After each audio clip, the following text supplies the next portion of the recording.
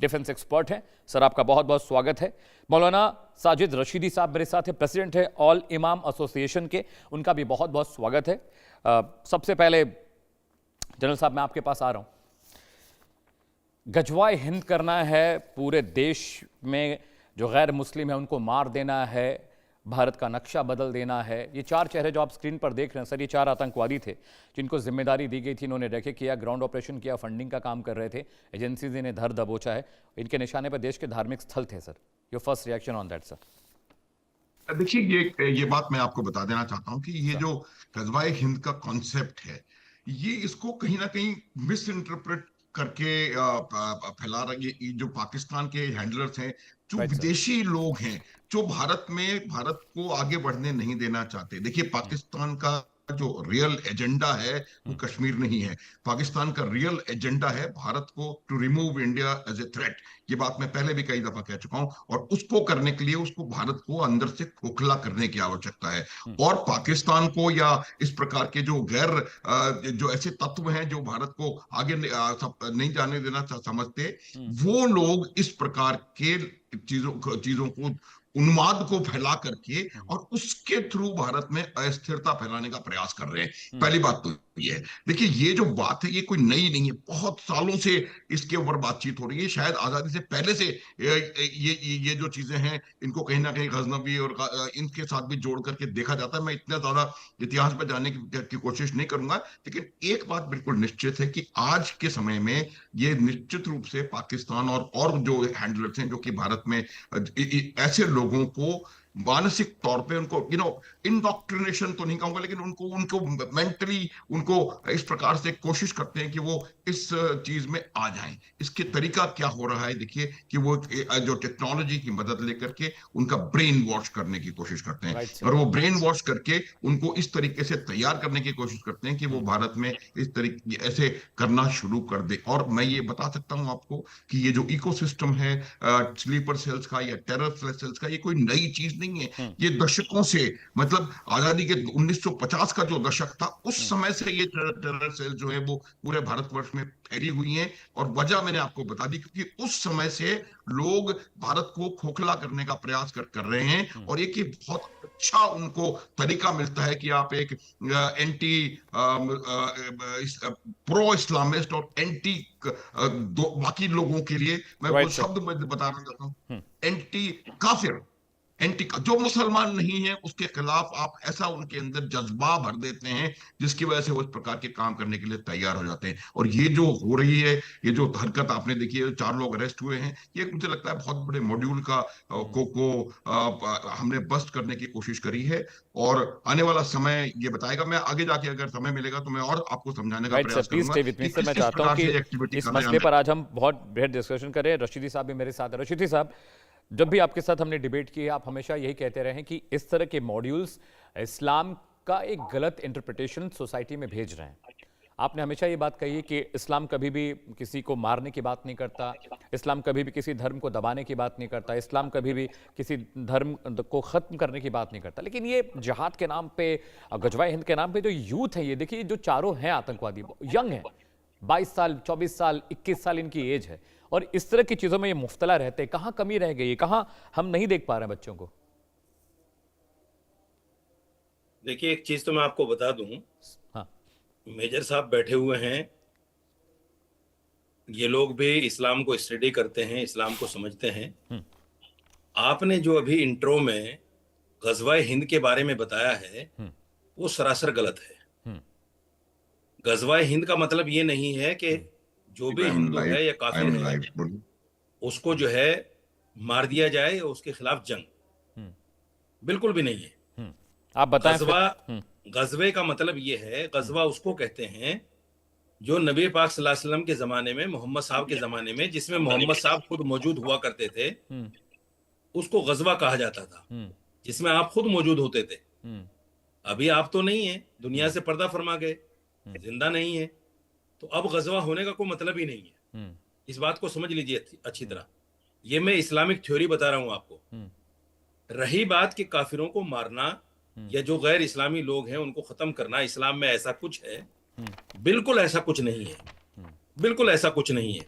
अगर कोई भी आदमी, मैं चैलेंज करता हूं आपके चैनल पे, कोई भी आदमी एक आयत बता दे कि भाई ऐसी कोई आयत कुरान में है, जो भी उस वक्त के हालात थे, देखिए कुरान को समझने की जरूरत है। कुरान में उस वक्त में मोहम्मद साहब के जमाने में जो जंगें हुई हैं, उस वक्त में जो आयतें नाजिल हुई थी, जो आयतें आई थी, उनका मतलब उसी वक्त तक है। आज वो आयतें एप्लीकेबल नहीं है। रशीदी साहब, ये जो आतंकवादी पकड़े गए हैं, इनके पास से जो लिटरेचर मिला है ना, इन्होंने बयान दिया कि गजवाए हिंद के लिए ये काम कर रहे थे और जिहाद के नाम पर जयपुर में एक टेलर की गर्दन काट दी गई थी। अगर आप ये बात, जो डेफिनेशन आप इस्लाम की बता रहे हैं, तो अगर आपको और हमें ये पता है, मेजर साहब को, जनरल साहब को ये पता है, तो ये जो मुस्लिम बच्चे हैं, ये क्या अलग कुरान पढ़ रहे हैं?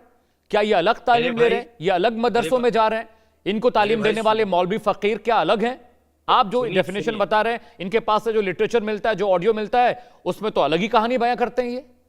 अरे मेरे भाई सुनो, हाँ, अभी एटीएस ने 11 लोगों को पकड़ा है पाकिस्तान से संबंध के मामले में, और वो सारे के सारे हिंदू हैं। वो कौन सी गीता पढ़ रहे हैं भाई? वो कौन सा वेद पढ़ रहे हैं भाई? वो कौन से पुराण पढ़ रहे हैं भाई? वो कौन सी रामायण देख रहे हैं? ये जो इस तरह की मानसिकता के लोग हैं दोनों साइड, इनका इस्लाम से, धर्म से कोई लेना देना नहीं है। ये धर्म को ढाल बनाते हैं, धर्म को सहारा बनाते हैं, अपने आप को बचाने के लिए, अपने आप को फेमस करने के लिए।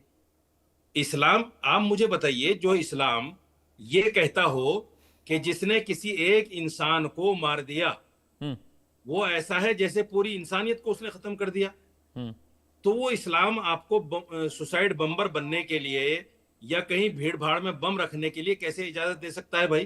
कैसे अलाउ कर सकता है?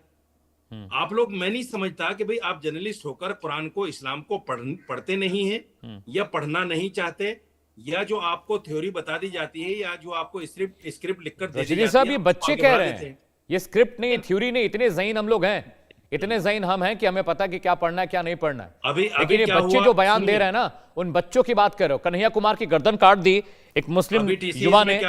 वो कौन है? वो कौन सी कुरान पढ़ रहा है? वो कौन सी किताब पढ़ रहा है? दिक्कत पता क्या है? दिक्कत पता क्या है? अभी टीसीएस में क्या हुआ? हाँ, जिस निदा खान को तमाम हिंदुस्तानी मीडिया ने एचआर मैनेजर बताकर, उसको ये बताकर कि उसने सारी भर्तियां की हैं ऐसे लोगों की जो हिंदू लड़कियों को मुसलमान बनाए, जबरदस्ती रोजा रखवाए, आप लोगों ने चिल्ला चिल्ला कर कहा, क्या हुआ? खोदा पहाड़ निकली चूही। वो एचआर मैनेजर क्या? वो तो मैनेजर भी नहीं है, वो तो सिर्फ टेलीकॉलर है। उसका भर्तियों से कोई लेना देना नहीं, उसका किसी बात से कोई लेना देना नहीं। आप लोग, असल में क्या है, देखिए हिंदुस्तान में ये जो मीडिया ट्रायल है, ये देश के लिए बड़ा खतरनाक है, खास तौर से एक समुदाय के लिए, मुसलमान समुदाय के लिए।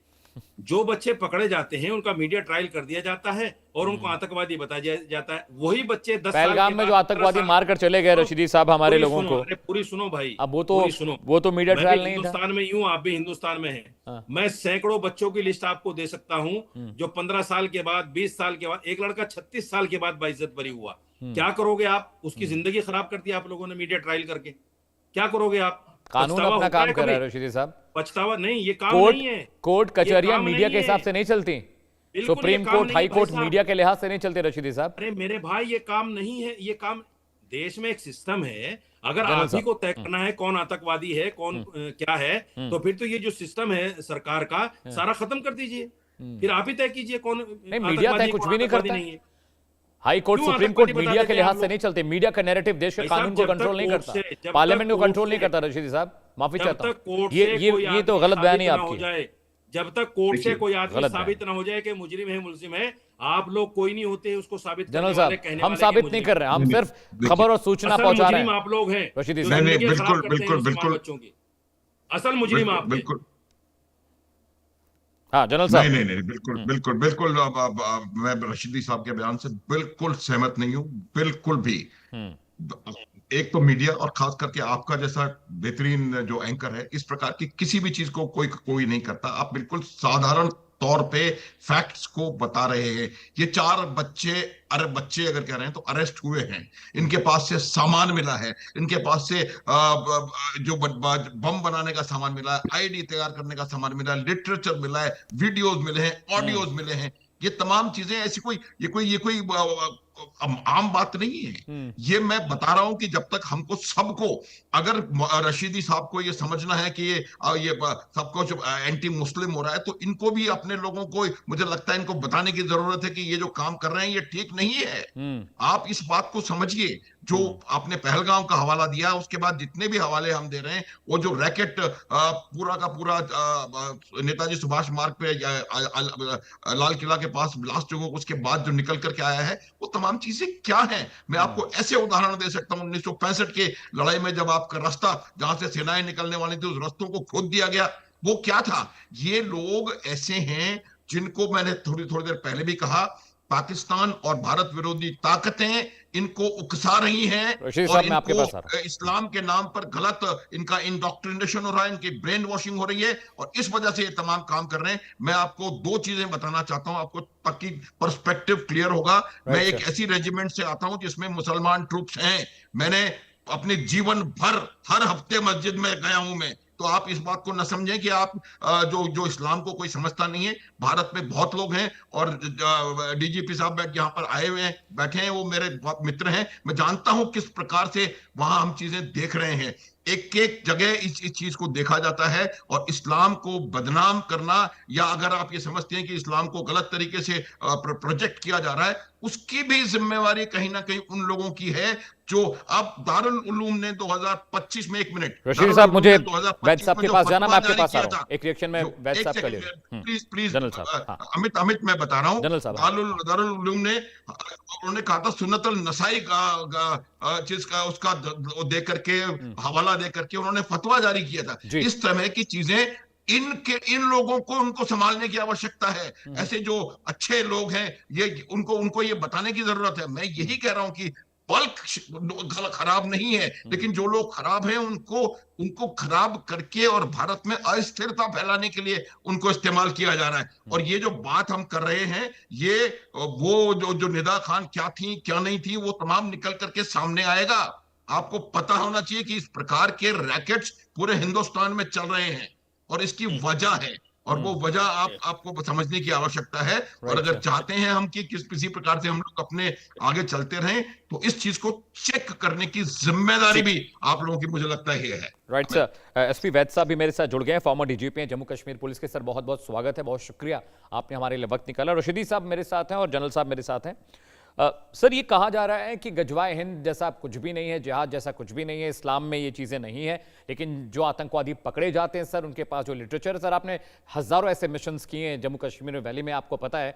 रशीदी साहब यहाँ बैठे हैं, कह रहे हैं कि उन बच्चों का मीडिया ट्रायल चलता है, वो आतंकवादी नहीं होते हैं, 15 साल 20 साल बाद उन पर मुकदमे जब हटते हैं तो बाइज्जत उनको बरी कर दिया जाता है। इतने लिटरेचर, इतने हथियार, इतने कम्युनिकेशन मिलते हैं पाकिस्तान के सर यहाँ के लड़कों के साथ, जो ब्रेन वॉश कर कर उनको आतंकवादी घटनाएं कराते हैं। रशीदी साहब इस बात से इत्तेफाक ही नहीं रखते, वो कह रहे हैं गजवा हिंद जैसा कुछ है ही नहीं, खत्म हो गया। वैद साहब। नहीं, मेरा नमस्कार आपको प्रणाम और को पैनलिस्ट को, सभी दर्शकों को। देखिए, ऐसा है, मैं जनरल साहब को सुन रहा था, जनरल साहब, जनरल माथुर बिल्कुल सही कह रहे थे। ऐसा है कि भारत में लगभग 15 से 20 करोड़ मुस्लिम्स रहते हैं, और वो उनमें से बहुत सारों की बहुत अच्छी कंट्रीब्यूशन है देश के लिए, ऐसा कोई नहीं, सभी मुस्लिम तो ऐसे नहीं है। लेकिन इस सच्चाई से आप डिनाई नहीं कर सकते कि पाकिस्तान किस तरह से गजवाए हिंद का अपने बच्चों को गुमराह करने के लिए, हमारे देश में बच्चों को गुमराह करने के लिए इस्तेमाल करता है और उनको रेडिकलाइज करता है। ये बात रशीदी साहब बाखूबी जानते होंगे। ठीक है, इस्लाम धर्म में ये है नहीं है, मैं उसका कोई स्कॉलर नहीं हूँ, ये मेरे से बेहतर स्कॉलर हैं, ये ज्यादा बेहतर जानते होंगे। लेकिन हम आए दिन बहुत सारे टेररिस्ट को इंटरोगेट करते हैं, और आज मेरे ख्याल 35-37 साल की सर्विस के बाद मैं हजारों टेररिस्ट के साथ इंटरेक्ट किया है, उनको इंटरोगेट किया है, और उनको ये बताया जाता है कि हमें गजवाए हिंद करना है, हमें ये जिहाद करनी है, क्योंकि ये पाकिस्तान आईएसआई का एक हथियार है जो भारत को तोड़ने के लिए वो इस्तेमाल करता है। और हमारे खासकर मुस्लिम कम्युनिटी के लड़कों को इस चीज से रेडिकलाइज करना, उनको हथियार देना, उनको किस तरह, अब ये जो मॉड्यूल आपने दिल्ली स्पेशल सेल का जो आप मेंशन कर रहे हैं, मैं इनफैक्ट बहुत सारे इंटरव्यूज में पहले भी कह चुका हूँ, इस देश में ऐसे कई मॉड्यूल चल रहे हैं जो पाकिस्तान आईएसआई जो एनक्रिप्टेड चैनल्स का इस्तेमाल करके उनको आईडी बनाना सिखाती है, उनको जिहाद के बारे में बताती है, उनको गजवा हिंद के बारे में बताती है, उनको किस तरह से हेट्रेड देश के खिलाफ बताती है। तो वो सारी जो है चैनल्स हैं ताकि वो सिक्योरिटी एजेंसीज की नज़र में ना आए, और हम सिर्फ टिप ऑफ आइसबर्ग जानते हैं। मतलब हमारे शायद 2-4-5% हमारे नोटिस में आते हैं। इस तरह के कितने मॉड्यूल चलते हैं इस देश में, ये मैं बार बार रिपीट बोलता हूँ, उसका हमें मालूम भी नहीं है। और इसीलिए बहुत ज़रूरी है, even at the cost of जो प्राइवेसी होती है, कि जिस तरह चाइना नज़र रखता है अपने हर सिटीजन पे, आपके हर डिस्ट्रिक्ट में और हर स्टेट कैपिटल में एक मल्टी एजेंसी मॉनिटरिंग होनी चाहिए कि कौन किस चीज को एक्सेस कर रहा है, ताकि उन राइट। बच्चों पे नजर रखी जाए। ये आपके भारत के बच्चे हैं, अगर इनको टेररिस्ट बनाया जा रहा है, गुमराह किया जा रहा है, किस तरह से आप